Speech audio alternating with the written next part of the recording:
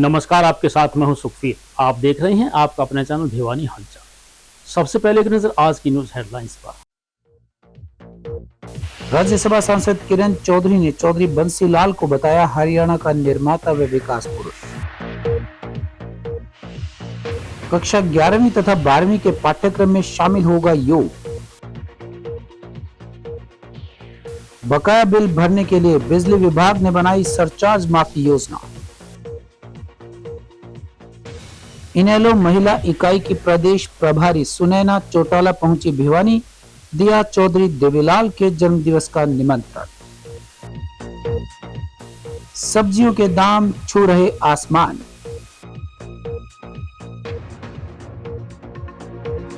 दो दिन की बारिश में मौसम हुआ सुहाना।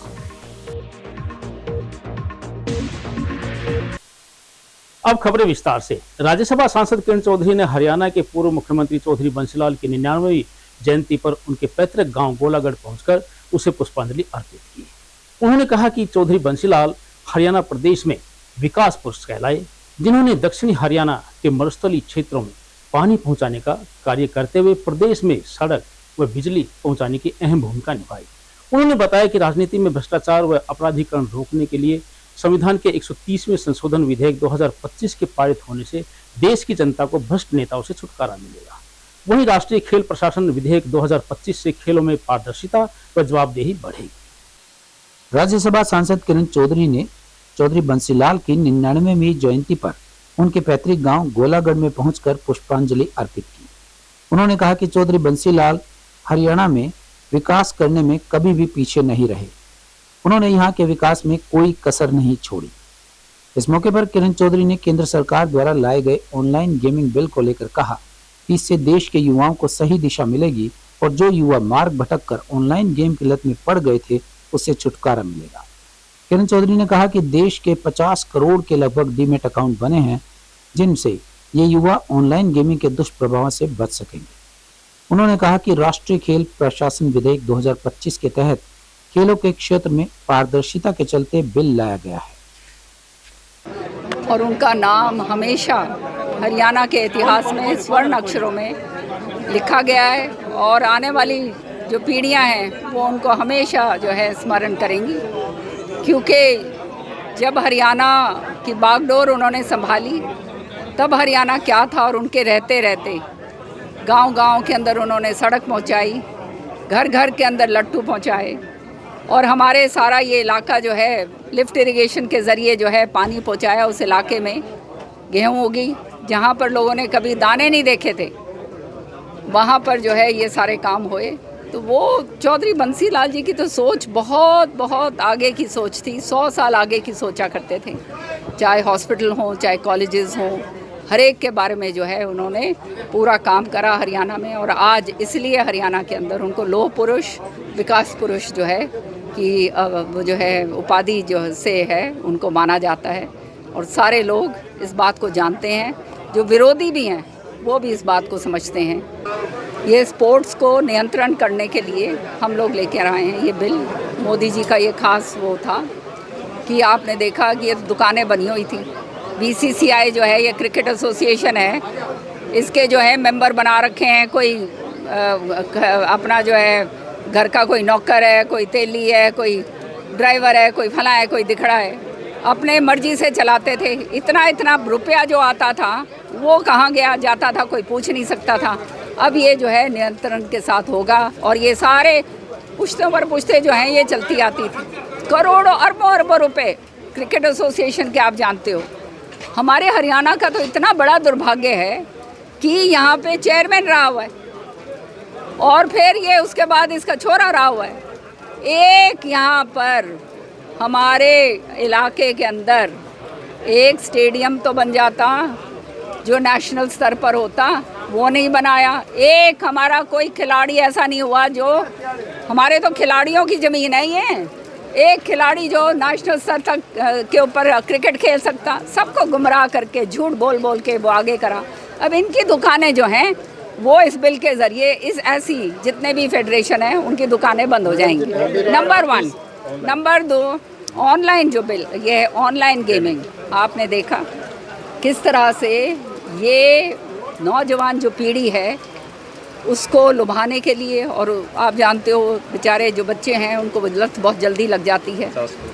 50 करोड़ की तो इनका डीमैट अकाउंट था, तो आप समझ लो कितना पैसा इनके पास होगा और कितने बच्चों को बर्बाद करा होगा, कितने घरों को बर्बाद करा होगा। तो उसको नियंत्रण में लाने में के लिए और हमारी युवा पीढ़ी को इससे मुक्त करने के लिए ये बिल हम लेकर आए। फिर जो है अब आने वाले समय में ये बिल आ रहा है जो 130 मेरे ख्याल में कौन सा अमेंडमेंट है, बिल आ रहा है। हरियाणा विद्यालय शिक्षा बोर्ड से संबंधित सभी स्कूलों में 11वीं और 12वीं कक्षा के विद्यार्थियों को योग को ऐच्छिक विषय के रूप में पढ़ाया जाएगा। इस विषय पर गहन चर्चा करने के लिए कमेटी का गठन किया गया है। इस बारे में बोर्ड सचिव डॉक्टर मनीष नागपाल ने बताया कि योग भारतीय संस्कृति और परंपरा की अमूल्य धरोहर है। विद्यालय स्तर पर योग को पढ़ाए जाने से विद्यार्थियों को शारीरिक, मानसिक एवं आध्यात्मिक संतुलन प्राप्त होगा। उन्होंने कहा कि शिक्षा केवल पुस्तक ज्ञान तक सीमित नहीं होनी चाहिए, बल्कि विद्यार्थियों को संपूर्ण व्यक्तित्व विकास में सहायक होनी चाहिए। हरियाणा के विद्यालयों में योग को पाठ्यक्रम में शामिल करने के लिए विद्यालय शिक्षा निदेशालय हरियाणा सरकार द्वारा शिक्षा बोर्ड सचिव डॉक्टर मुनीश नागपाल की अध्यक्षता में एक कमेटी का गठन किया गया। इस बारे में हुई बैठक में विद्यार्थियों के समग्र विकास को ध्यान में रखते हुए योग को 11वीं तथा 12वीं कक्षा के पाठ्यक्रम में शामिल करने के लिए विस्तार से विचार विमर्श हुआ। बोर्ड सचिव डॉक्टर नागपाल ने बताया कि योग से न केवल विद्यार्थियों की एकाग्रता, स्मरण शक्ति व अनुशासन में वृद्धि होगी, बल्कि उन्हें जीवन में स्वस्थ जीवन शैली को अपनाने की प्रेरणा भी मिलेगी। इसी दृष्टिकोण से योग को 11वीं तथा 12वीं कक्षा के पाठ्यक्रम में शामिल करने पर गहनता से विचार किया गया है। डॉक्टर नागपाल ने कहा कि योग को पाठ्यक्रम का हिस्सा बनाने से विद्यार्थियों में तनाव प्रबंधन, सकारात्मक सोच और नैतिक मूल्यों का विकास होगा। यह कदम स्वस्थ शरीर में स्वस्थ मस्तिष्क की भावना को साकार करने में सहायक सिद्ध होगा।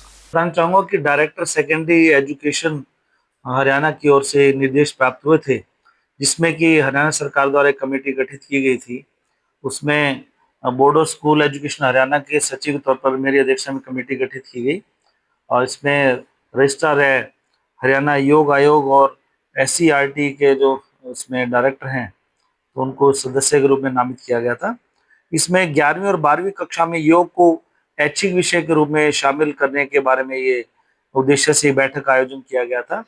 और इस बैठक में जो पतंजलि योग पीठ की ओर से हरियाणा राज्य के प्रभारी ईश कुमार आर्य जी उपस्थित थे और इसके साथ ही डॉक्टर राजकुमार रजिस्ट्रार हरियाणा योग आयोग से, डॉक्टर संजय वैद्य थे जो डिस्ट्रिक्ट कोऑर्डिनेटर हैं और विनय मल्होत्रा जी हरियाणा योग आयोग के सदस्य के तौर पर शामिल हुए और हरियाणा विद्यालय शिक्षा बोर्ड के जो हमारे अधिकारी और कर्मचारी, डिप्टी सेक्रेटरी, असिस्टेंट सेक्रेटरी, संबंधित अधिकारी उपस्थित हुए। तो इसमें योग को एक ऐच्छिक विषय के तौर पर शामिल करने के बारे में इसमें विस्तार से इसमें चर्चा हुई कि इसमें क्या इसकी आज के समय में आवश्यकता क्यों है, इसका करिकुलम क्या होना चाहिए और पूर्व में भी NCERT में भी इसमें जो आपका करिकुलम बनाया गया उसको शामिल किया जाना है। तो राज्य को ध्यान में रखते हुए कैसे शामिल किया जाना है, क्यों मानते हैं कि योग है जो भारतीय संस्कृति और परंपरा की हमारी जो एक अमूल्य धरोहर है, उसमें शारीरिक, मानसिक और आध्यात्मिक जो हमें संतुलन के लिए योग आज के समय में आवश्यक हुआ है।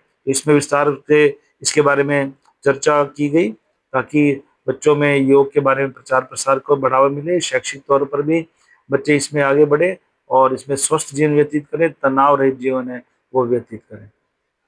दक्षिणी हरियाणा बिजली वितरण निगम के डिफॉल्टर बिजली उपभोक्ता अब सरचार्ज माफी योजना का लाभ उठाकर बकाया बिलों का भुगतान कर सकेंगे। इस बारे में विभाग अधीक्षक अभियंता विनोद पूनिया ने बताया कि ऐसे ग्रामीण व शहरी उपभोक्ता जिनके बिजली के बिल 31 अगस्त 2024 से 9 मई 2025 तक बकाया हैं, वे इस स्कीम का लाभ उठा सकते हैं। उन्होंने बताया कि यदि कोई उपभोक्ता अपने बकाया बिल का एकमुश्त भुगतान करता है तो उसको बकाया बिल में 10% छूट देते हुए उसका पूरा सरचार्ज माफ कर दिया जाएगा। बिजली विभाग के अधीक्षक अभियंता विनोद पूनिया ने बताया कि बिजली निगम के डिफॉल्टर उपभोक्ताओं के लिए सरचार्ज माफी योजना को लागू किया गया है, जिसका लाभ उठाकर वो 31 अगस्त 2024 से 9 मई 2025 तक के बकाया बिल इस स्कीम का लाभ उठाते हुए भर सकते हैं। उन्होंने कहा कि भले ही वे किसी भी श्रेणी का बिजली उपभोक्ता क्यों ना हो, इस योजना में ग्रामीण और शहरी दोनों क्षेत्रों में स्थित सभी निजी उपभोक्ता श्रेणियों, कृषि श्रेणी, सरकारी नगरपालिका, ग्राम पंचायत, राज्य सरकार व अन्य पब्लिक सर्विस यूटिलिटी, औद्योगिक व अन्य श्रेणियों के कनेक्टेड और डिसकनेक्टेड उपभोक्ताओं को जोड़ा गया है। विनोद पुनिया ने बताया कि घरेलू उपभोक्ता बकाया मूल राशि का एक मुश्त या 8 मासिक या 4 द्विमासिक किस्तों में भुगतान कर सकते हैं। बकाया सरचार्ज राशि को 8 चालू मासिक या द्विमासिक बिलों के नियमित भुगतान के साथ किस्तों में माफ किया जाएगा। उन्होंने बताया कि कृषि श्रेणी उपभोक्ताओं के पास बकाया मूल राशि का भुगतान एक मुश्त या 3 बिलिंग चक्रों में करने का विकल्प है। कृषि उपभोक्ताओं का बिलिंग चक्र 4 महीने में एक बार होता है। बकाया सरचार्ज राशि को 3 चालू बिल के नियमित भुगतान के साथ किस्तों में माफ किया जाएगा। वहीं योजना के तहत सरकारी, नगरपालिका, ग्राम पंचायत, राज्य सरकार व अन्य पब्लिक सर्विस यूटिलिटी कनेक्शन वाले बिजली उपभोक्ता बकाया मूल राशि का एक मुश्त भुगतान करते हैं तो उनका पूरा सरचार्ज माफ कर दिया जाएगा।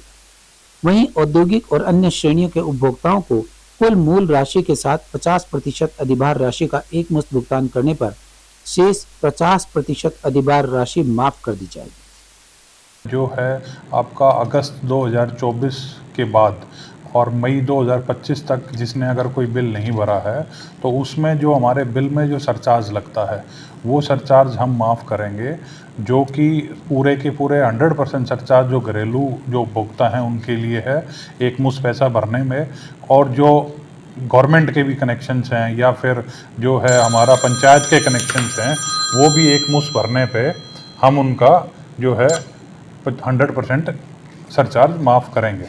इसमें दूसरा जो हमारे औद्योगिक इकाइयां हैं उनका भी अगर कोई पैसा बकाया है और जिसने ये पैसा नहीं भरा है वो भी इस स्कीम में लाभ उठा सकते हैं, और उसमें उनको एक मुश्त पैसा भरने पे 50% के आसपास 50% जो है उनका सरचार्ज माफ़ हो जाएगा। ये गवर्नमेंट ने बहुत ही एक अच्छी स्कीम लॉन्च करी है।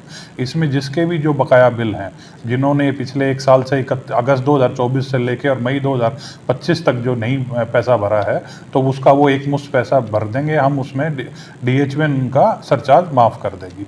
दूसरा इसमें ये स्कीम जो है हमारी अभी नवंबर 2025 तक 11 नवंबर 2025 तक ये लागू है, तो आप लोगों से मेरी अपील है कि भी आप इसको जितना जल्दी से जल्दी और जितना आपका इस सरचार्ज इसका वेवर स्कीम का आप फ़ायदा उठा सकते हैं तो आप इसको उठाइए। 25 सितंबर को रोहतक में होने वाले कार्यक्रम का निमंत्रण देने के लिए इनेलो पार्टी की महिला इकाई की प्रदेश प्रभारी सुनैना चौटाला भिवानी पहुंची। उन्होंने कहा कि इस कार्यक्रम में हरियाणा से 36 बिरादरी के लाखों लोग पहुंचेंगे। भारतीय जनता पार्टी की प्रदेश सरकार पर तीखे प्रहार करते हुए राहुल गांधी के द्वारा चलाई जा रही वोट चोरी यात्रा पर उन्होंने अपनी सहमति जताई। उन्होंने कहा कि 2029 में अभय सिंह चौटाला के नेतृत्व में इनेलो की सरकार हरियाणा में बनेगी। इनेलो महिला इकाई की प्रदेश प्रभारी सुनैना चौटाला ने भिवानी पहुंचने पर कहा कि चौधरी देवीलाल की जयंती पर हजारों की संख्या में लोगों का जन सैलाब उमड़ेगा। रोहतक में आयोजित होने वाली इनेलो की इस रैली में नया ही रिकॉर्ड बनेगा, जिसमें 36 बिरादरी के लोग शामिल होने जा रहे हैं। सुनैना चौटाला ने मनीषा मामले में भाजपा सरकार पर निशाना साधते हुए कहा कि पूरे मामले में प्रभावी लोगों को छुपाने की कोशिश की जा रही है। उन्होंने कहा कि इस मामले में एसपी को बदल देना खुद ही कम्युनिटी को ही कम्युनिटी से लड़वाने का काम किया गया है। उन्होंने कहा कि वो जनता से अपील करती हैं कि अगर मामले में फैसला उनके मुताबिक ना हो तो वोट की चोट देने का काम करें। उन्होंने कहा कि मुख्यमंत्री पूर्ण रूप से जांच इसमें यदि करवाते तो विपक्ष को बोलने का मौका नहीं मिलता। उन्होंने कहा कि कहीं ना कहीं सरकार इस मामले को दबाना चाहती है और प्रभावी लोगों को इस मामले में छुपाना चाहती है। वहीं भूपेंद्र सिंह हुड्डा के हरियाणा में निष्पक्ष चुनाव को लेकर दिए गए बयान के बारे में सुनैना चौटाला ने कहा कि आज हरियाणा में भाजपा सरकार यदि बैठी है तो वह भूपेंद्र सिंह हुड्डा की बदौलत ही बैठी है। सबसे पहले तो आप सबका बहुत बहुत धन्यवाद, क्योंकि आप लोग चौथा स्तंभ हो जिसके माध्यम से हम जनता की और खुद की आवाज़ सरकार तक पहुंचा सकते हैं। वहीं जो आपने प्रश्न किया कि मैं भिवानी आने का मेरा कारण क्या है, सबसे बड़ा कारण तो अभय सिंह जी चौटाला 31 तारीख को और हमारे प्रदेश के अध्यक्ष रामपाल माजरा जी जो हल्का स्तरीय प्रोग्राम करने के लिए निकले हैं। आदरणीय चौधरी देवीलाल जी का जन्म दिवस जो 25 सितंबर को बड़े धूमधाम से पूरा हरियाणा प्रदेश हमेशा मनाता है, उसी विषय में वो न्योता देने आएंगे। तो मैं गांव-गांव जाके जो भी हमारे अपने जो कार्यकर्ता हैं, वोटर्स हैं, उनको निमंत्रण दे रही हूँ कि वो 31 तारीख को भिवानी पहुँचे सुबह 10 बजे, और वहीं 25 सितंबर को महिला शक्ति और सभी नौजवान युवा वर्ग एक एक गांव के 36 बिरादरी को मैंने निमंत्रण दिया है, ताकि वो भी 25 सितंबर को रोहतक की नई अनाज मंडी में पहुंचें और चौधरी देवीलाल जी का मान और सम्मान बढ़ाने का काम करें। बीते एक महीने से सभी राज्यों में हो रही बरसात का असर जनमानस के साथ साथ सब्जियों के मूल्य पर भी पड़ रहा है। सब्जियों के महंगे भाव के चलते ग्राहकों को सब्जी की खरीद मात्रा में कटौती करनी पड़ रही है। सब्जी विक्रेताओं का कहना है कि बरसात का असर सब्जियों के दूसरे राज्यों से लाने पर बुरी तरह से पड़ रहा है, जिसके कारण उनकी बिक्री बहुत कम हो गई है। बारिश के चलते सब्जियों के दामों में भी इन दिनों भारी उछाल देखने को मिल रहा है। मांसाखोरों का कहना है कि ऐसे समय में बाहर से जो सब्जियां आती हैं वो बहुत मुश्किल से पहुंच पाती हैं, और जो सब्जियां आती हैं उनका ट्रांसपोर्टेशन का खर्च इतना अधिक हो जाता है कि जिसके कारण दामों में बढ़ोतरी होना आवश्यक है। उन्होंने बताया कि पिछले कुछ दिनों में टमाटर का भाव नीचे आने के बजाय टमाटर और लाल हो गया है, जिसका सीधा प्रभाव आम आदमी के जेब पर पड़ रहा है। इसी तरह से हरी मिर्च, गोभी, भिंडी, टिंडा व अरबी भी हर दिन महंगी होती जा रही है, जिससे ग्राहक परेशान हैं और गृहिणियों का रसोई घर का बजट भी बढ़ता ही जा रहा है। आम आदमी को ये सब्जियां महंगी होती हुई नजर आ रही हैं, इसलिए उनकी थाली से सब्जियां गायब हो रही हैं। सब्जी के बारे में थोड़ी तेजी है जी, बारिश के कारण थोड़ी तेजी है। सब्जी का भाव है जी, टिंडा 60-70 रुपये किलो है, फूल गोभी भी 60-70 रुपये किलो है, बैंगन 40 रुपये की 30 रुपये किलो है, खीरा 30 रुपये किलो है, और टमाटर अब कुछ 60-70 तक टमाटर चल रहा है जी। और आलू भी ठीक भाव चल रहा है, ऐसी बात नहीं है। तोरी 60 रुपये किलो है। और क्या सब्जी आप देखो, अब ये देखो सब्जी देखो जी आप, घिया लौकी 20 रुपये किलो है। और जाइए इधर बारिश में सभी का ही डूब गए हैं, कुछ नहीं बचा उनका सामान, थोड़ी तेजी इसलिए है। पहले तो गर्मी की, फिर बारिश में सब्जी ख़त्म हो जाना, गर्मी में जल जाना, बाहर से आना, डबल भाड़ा लगना। जैसे टमाटर पहले 30-40 था, आज टमाटर 60-70-80 रुपये तक। इस करके मतलब हर आदमी के रसोई से सब्जी दूर होती जा रही है। और जैसे टमाटर है ये नासिक से आता है, बेंगलोर से आता है, सब्जी पैदावार कम हो रही है, आसमान छू रही है, इसी वजह से सब्जी के भाव तेज हो रहे हैं। मैं सुरेंद्र से बरवाड़ आज सब्जी मंडी में आया। बारिश का मौसम है, वैसे यहाँ साफ़ सफाई की व्यवस्था तो अच्छी है, लेकिन टमाटर को महंगाई देखते हुए बहुत ज़्यादा अजीब लगा, क्योंकि टमाटर बिल्कुल लाल हो चुका है, एक प्रकार से खाने के लायक नहीं, 80 रुपये किलो के लगभग मिल रहे हैं। मिर्ची बहुत तीखी हो चुकी है, मिर्ची बहुत ही मतलब भाव 120 रुपये 150 रुपये के लगभग चल रहा है, तो इसलिए बहुत ही महंगाई है, महंगाई की मार बहुत ज़्यादा है। मैं एक छोटी सी बात कहना चाहूँगा इस विषय पे। पुराने टाइम में एक फिल्म आती थी, उसमें आता था कि हम मुट्ठी में पैसे लेके जाते थे, थैला भर के हम सामान लेके आते थे। आज उल्टा है, आज हम थैला भर के सामान पैसे लेके जाते हैं, मुट्ठी में हमारे पास सामान आता है। इस महंगाई की मार से हमारे को बचाया जाए, बहुत ज़्यादा महंगाई।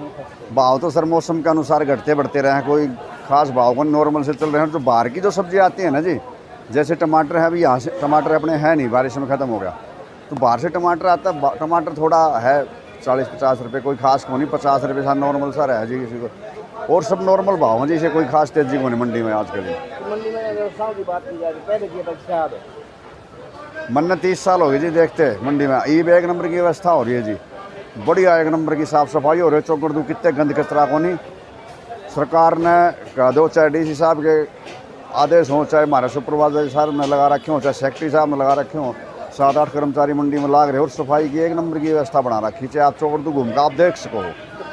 बीते 2 दिनों से भिवानी में हो रही बरसात से मौसम तो सुहाना बन गया है, लेकिन शहर वासियों को जल भराव की समस्या का सामना करना पड़ रहा है। इस बारे में हांसी गेट, रोहतक गेट और बाबड़ी गेट इत्यादि सरकारी संस्थानों में जल भराव की स्थिति बनी हुई है, दुकानदारों ने प्रशासन से उनकी दुकानों के सामने से व सड़कों के ऊपर से जल भराव की समस्या से छुटकारा दिलाने की प्रशासन से मांग की। 2 दिन की बरसात से ही पूरे शहर में पानी ही पानी दिखाई दे रहा है। चाहे सरकारी संस्थान हो या प्राइवेट संस्थान, चारों तरफ लोगों को परेशानियों का सामना करना पड़ रहा है। हांसीगेट क्षेत्रवासियों का कहना है कि पिछले 5 साल से यहाँ समस्या बनी हुई है। चारों तरफ पानी भरता है और पिछले दिनों यहाँ आसपास से ईंटें उखाड़ दी गई हैं सीवरेज के काम के लिए, जिनमें अब बारिश के दिनों में पानी भर जाता है और आए दिन दुर्घटना होने लगती है। क्षेत्रवासी दीपक शर्मा ने बताया कि इन गड्ढों में काफी लोग गिर चुके हैं। आसपास किरोड़ीमल स्कूल है, आदर्श कॉलेज है और सरकारी विद्यालय भी यहाँ से दूर नहीं है। इन रास्तों से रोजाना बच्चों का आना जाना होता है, पानी में गिर जाते हैं, जिसकी वजह से काफी दुर्घटनाएं हो चुकी हैं। दुकानदारों का भी कहना है कि पानी की वजह से उनकी दुकानों तक ग्राहक नहीं पहुंच पा रहे हैं और उनकी दुकानों पर ताले लगने की नौबत आ गई है। दुकानदारों ने बताया कि डीसी साहब ने शहर में दौरा किया था। शहर में गंदगी तो कुछ हद तक साफ हुई है, लेकिन आज भी गंदगी के अंबार लगे हैं और चारों तरफ पानी भरा है। उन्होंने कहा कि जल्द से जल्द यहाँ से पानी निकलवाया जाए ताकि लोगों को आने जाने में परेशानी न हो। और ये हांसीगेट से नया बाजार रोड है और यहाँ हमेशा 2 मिनट की बारिश में ही ये हाल हो जाता है कि घुटने घुटने तक पानी इकट्ठा हो जाता है। आगे की तरफ नए बाजार की तरफ 2 स्कूल लगते हैं। आर्य कन्या बहुत बड़ा स्कूल है, बहुत बड़ा स्कूल है शहर का।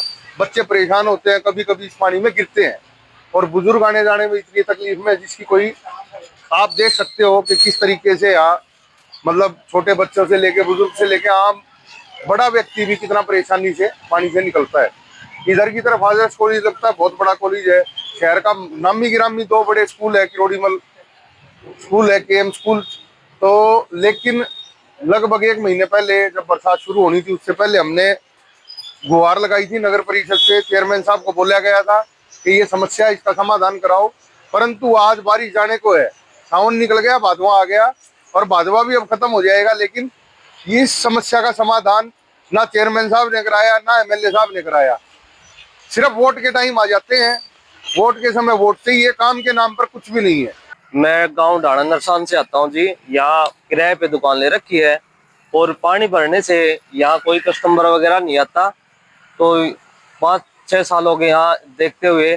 कई बार हमने यहाँ जाम भी लगा लिया पानी के चक्कर में, कोई सुनवाई नहीं हो रही। एमएलए को भी फोन कर लिया और जो जिला पार्षद है उनको भी फोन कर लिया, कोई समाधान नहीं हो रहा है यहाँ पर। तो इसलिए हमारी यही रिक्वेस्ट है कि यहाँ पर पानी का समाधान करें। यहाँ उसके टैंकरों से पानी भर के खाली कर देते हैं, फिर बारिश आ जाती है 2 मिनट की, फिर भर जाते हैं। यहाँ स्कूल के बच्चे भी गिर लिए काफी पर। और आज सुबह की बात है, एक बुजुर्ग आए थे बैंक में पेंशन लेने के लिए, वो गिर गई। दीपक शर्मा नाम है। पहले भी 1 महीने पहले जाम लगाया था, पब्लिक हेल्थ से अधिकारी आके टैंकर से पानी खाली करवा दिया, आश्वासन देके गए। चेयरमैन साहब आए कि बहुत जल्द इसकी समाधान ठीक कर दिया जाएगा। उसके बाद 2 दिन बाद बंदे आए, ये देखो सीवर है, सीवर के ऊपर के सारे ब्लॉक हटाए, सीवर का ढक्कन नहीं खुला, ये ब्लॉक ऐसे कैसे छोड़ के चले गए, जिसके कारण सुबह आज एक बंदा गिरा, बुजुर्ग आदमी यहाँ गिरा है। उसके बाद दुकानदार हैं, दुकानदार इतने परेशान है। शिवरात्रि पे ये फूलों वाला है, एक छोटी सी दुकान 2 फुट की दुकान है, 6000 में किराए पर लेके इसकी शिवरात्रि पे मालाएं आई, सारा काम ठप हो गया। अब गणेश चतुर्थी है, अभी भी ये कह रहा है दीपक भाई कुछ करवाओ। मैं क्या करवाऊं, सरकार सोई पड़ी, कैसे प्रशासन कोई ध्यान नहीं दे रहा। कितनी बार सबको एमएलए साहब तक की नॉलेज में है, सबको बता चुके हैं, फिर भी कोई समाधान नहीं हो रहा। मेन और अब चलते चलते गणेश चतुर्थी भारत का सबसे बड़ा और लोकप्रिय त्योहारों में से एक है, जिसे पूरे उत्साह और श्रद्धा के साथ मनाया जाता है। यह उत्सव 10 दिनों तक चलता है। इन 10 दिनों में घर घर में गणपति बप्पा की स्थापना होती है और भक्त पूरे मन से पूजा अर्चना करते हैं। पहले दिन गणपति की स्थापना और आखिरी दिन विसर्जन की परंपरा इस त्योहार को विशेष बनाती है। लेकिन सवाल यह है कि आखिर गणेश चतुर्थी को 10 दिन तक ही क्यों मनाया जाता है, न ज्यादा न कम। इसका संबंध धार्मिक मान्यताओं, ऐतिहासिक घटनाओं और समाज को जोड़ने वाली परंपराओं से है। इतिहासकारों का मानना है कि गणेश चतुर्थी को 10 दिन तक मनाने की परंपरा पेशवा काल से चली आ रही है। बाद में स्वतंत्रता सेनानी लोकमान्य बाल गंगाधर तिलक ने इस उत्सव को जन आंदोलन और एकता का माध्यम बनाया। उन्होंने इसे निजी पूजा से निकालकर सार्वजनिक उत्सव का रूप दे दिया। ताकि लोग बड़ी संख्या में एकत्रित हों और सामाजिक एकजुटता बढ़े। तब से गणेश उत्सव 10 दिनों तक सार्वजनिक रूप में मनाया जाने लगा। धार्मिक मान्यता यह है कि गणपति बप्पा अपने भक्तों के घर केवल अतिथि के रूप में आते हैं। अतिथि को विदाई देना भी उतना ही जरूरी होता है जितना उनका स्वागत करना। इसलिए 10वें दिन विसर्जन किया जाता है। इसे प्रकृति के चक्र से भी जोड़ा जाता है। मिट्टी से बनी प्रतिमा जल में विलीन होकर पुनः मिट्टी बन जाती है और यह जीवन मरण के चक्र का प्रतीक मानी जाती है। और अंत में फिर से एक नजर आज की न्यूज हेडलाइंस पर। राज्यसभा सांसद किरण चौधरी ने चौधरी बंसी लाल को बताया हरियाणा का निर्माता व विकास पुरुष। कक्षा 11वीं तथा 12वीं के पाठ्यक्रम में शामिल होगा योग।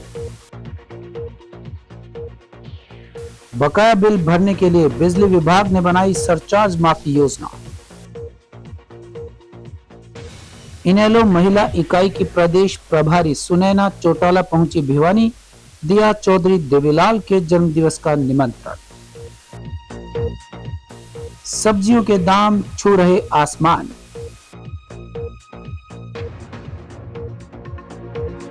दो दिन की बारिश में मौसम हुआ सुहाना।